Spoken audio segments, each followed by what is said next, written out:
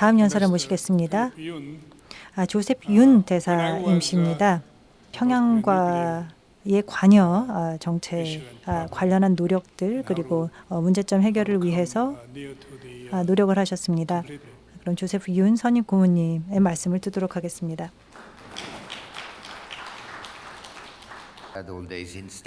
사실 국무부에 있으면서 대북 관련 정책에 참여를 하고 있었는데 사실 무덤과도 같은 아주 고단하고 힘든 그러한 나날들이었습니다. 제가 1년 전에 이제 국무부를 떠났습니다.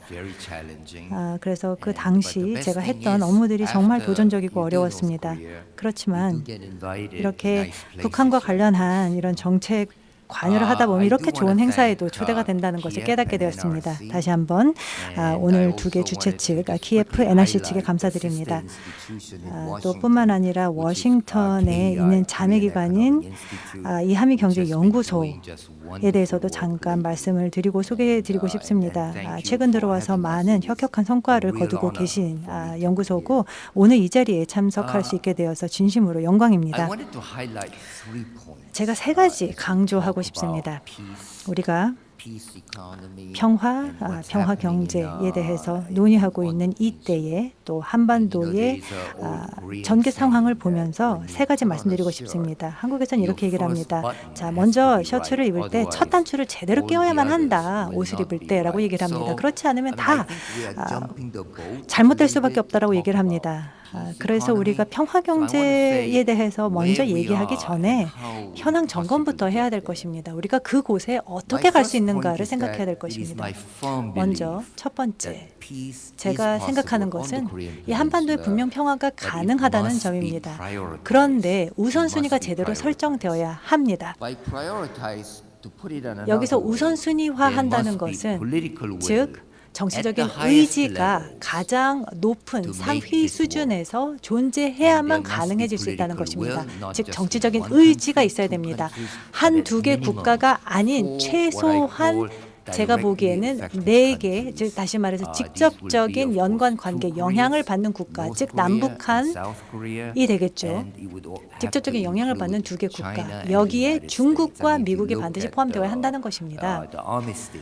특히 정전협정을 보게 되면 1953년도에 한국전쟁 정전협정서가 체결이 되었고 북한 측의 서명이 있었고 또 미국의 육군 중장이 유엔군 사령부 대표단 수석 대표로서 서명을 했습니다. 그리고 중국의 인민지원군의 중국 측 대표가 서명을 했었는데 한국에서는 당시 체결을 거부하였습니다. 남측은 통일을 원했기 때문입니다. 그 당시에 대한 정전을 원한 것이 아니라 통일을 원했기 때문에 이 서명을 거부하였습니다. 자, 이제 시간이 흘러 지금 상황을 보면 분명 집중적인 우선순위화를 위한 노력이 있었지만 이것이 간헐적으로 이루어졌고 지속되지는 않았습니다. 예를 들어서 특히 1990년대 초반에 일련의 그러한 사건들이 있었습니다. 당시 이제 1990년대 초반에 남북 기본 합의서라든지 한반도 비핵화 공동선언이 이루어졌습니다. 또 뿐만 아니라 기본 합의서가 제네바에서 북한과 미 측 간에 체결이 되었습니다. 그래서 여러 이러한 역사적인 성과가 있었고 또 김대중 대통령 또 노무현 대통령의 방북이 있었습니다만 그 노력이 지속되지 않았습니다. 그 이후에 지속되지 않았기 때문에 궁극적으로 실패하게 된 것이고 간헐적이고 또한 때때로 이루어진 노력에 그쳤던 것입니다.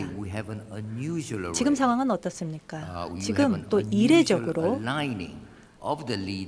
이 정상들 간에 어떠한 생각의 일치가 이루어지고 있습니다. 한반도에 어떠한 조치를 취해야 한다는 것에 대해서 생각을 같이 하고 있습니다. 분명 문재인 대통령이 이렇게 완전한 의지를 표명하여 어떤 자신의 의지를 약화시키거나 자신의 진정성이나 목표를 저버리지 않은 점에 대해서는 높이 평가를 해야 될 것입니다.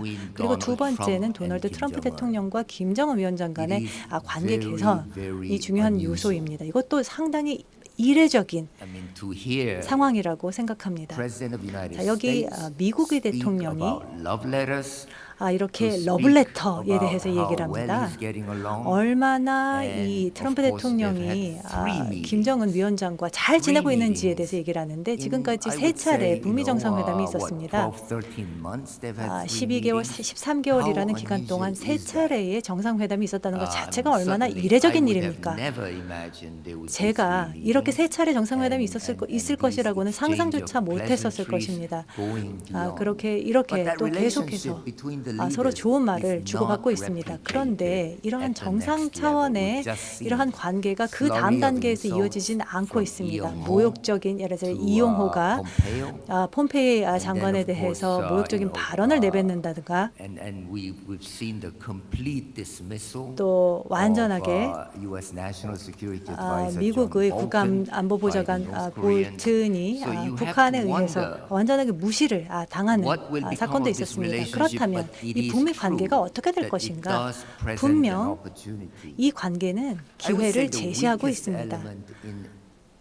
그렇다면 이 4개 직접 영향을 받는 이해관계를 갖고 있는 국가 중에서 가장 관계가 취약한 국가가 바로 중국입니다. 중국은 중국 나름대로의 세법을 아직 바꾸지 않았습니다.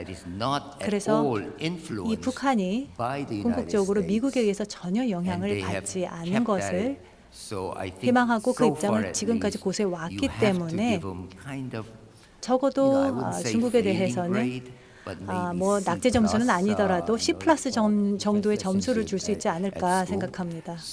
학교에서 이렇게 저희가 점수 등급을 매기게 되죠. 그렇기 때문에 짧은 시일 내에 이 4대 관련 국가들이 한자리에 회동할 수 있기를 희망합니다. 그리고 두 번째, 평화는 일종의 과정입니다. 프로세스입니다. 하루아침에 이룰 수 있는 것이 아닙니다. 수많은 시간, 많은 시간이 걸릴 것입니다. 그리고 도널드 트럼프 대통령이 백악관에 있을 때 완성될 수 있을지 모르겠습니다. 문재인 대통령이 집권하는 그 기간 동안 이루어질 수 있을지 모르겠습니다. 그 이후에 들어올 정권에서도 이어져야 하는 노력입니다. 따라서 연속성이 중요합니다. 70년간의 적대 관계가 하루아침에 사라질 수는 없는 것입니다.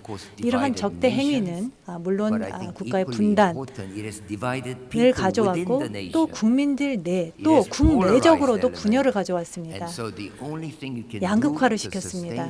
그렇기 때문에 이 문제를 해결하기 위해서 또 과거의 교훈을 얻어야 할 것입니다. 왜 이 기본 합의서가 실패하였는지, 정권 교체가 있었을 때 또 김대중 대통령의 햇볕 정책이 유지되지 못했는지에 대해서 생각을 하셔야 되는 겁니다. 양극화를 줄여야 됩니다. 그리고 보다 초당파적인 노력을 취해서 관여를 추진하고 평화를 구축해야 될 것입니다. 그리고 세 번째 요소, 제가 시간 관계상 짧게 말씀드리겠습니다만 결국 이 방안에 있는 코끼리를 무시하지 말아야 될 것입니다. 바로 한반도의 비핵화입니다. 이것을 간과하지 말아야 할 것입니다. 제게 있어서 한반도의 평화를 꿈꾸기 전에 이 북한이 핵 보유국으로 유지돼서는 안 된다고 생각합니다. 우리가 하루 종일 서로에게 손가락질을 하면서 누구의 잘못인가 탓할 수는 있습니다. 그렇지만 결국 평화가 한반도에 구축되기 위해서는 북한이 이 핵을 포기해야만 하는 것입니다. 그것은 불가능할 것입니다.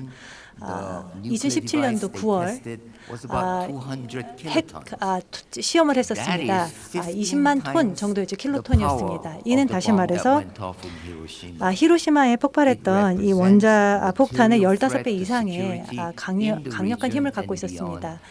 이 지역에 있어서의 안보의 위협이 됐고 이 아는 지역에 있어서도 위협이 됐기 때문에 분명 핵무기와 관련한 부분에 있어서의 성과가 있어야 됩니다. 이렇게 하기 위해서는 무엇이 필요할까요? 바로 병행적인 정책이 필요합니다. 먼저 평화를 구축하면서 동시다발적으로 핵무기를 폐기해야 합니다. 네, 감사합니다. 이것으로 마치겠습니다.